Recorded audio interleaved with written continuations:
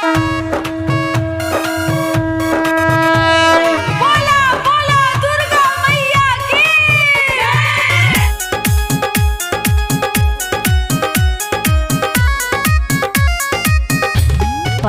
by Golki Music. Rupam recording studio जीवा चौक मधुबनी।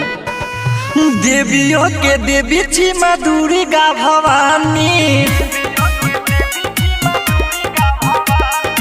देवियों के देवी छी माँ दुर्गा भवानी।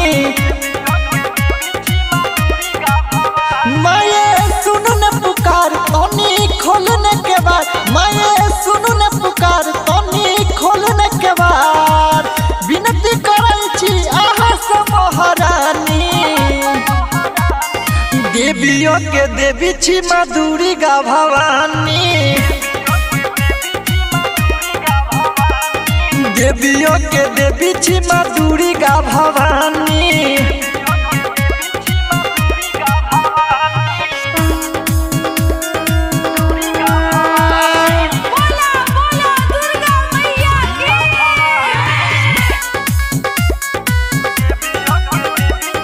रूपम रिकॉर्डिंग स्टूडियो जीवा चौक मधुबनी।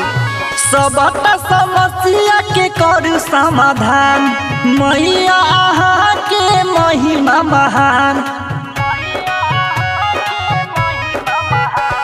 सबटा समस्या के करी समाधान, मैया आहा के महिमा महान। बड़ा चर्चित मैया आहा के कहानी, देवियों के देवी छी माँ दुर्गा भवानी, देवियों के देवी छी माँ दुर्गा भवानी।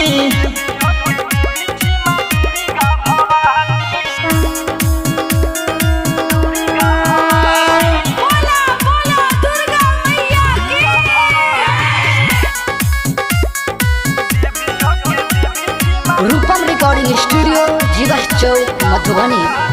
करैला दर्शन एलौ मन दिल, हाथी जोड़ी गेल चरण में गिर। करैला दर्शन एलौ मन दिल, हाथी जोड़ी गेल चरण में गिर। रूपम सुभाष गाबै दुख जुबानी,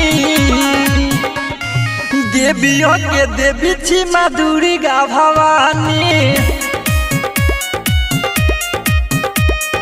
देवियों के देवी छी माँ दुर्गा भवानी।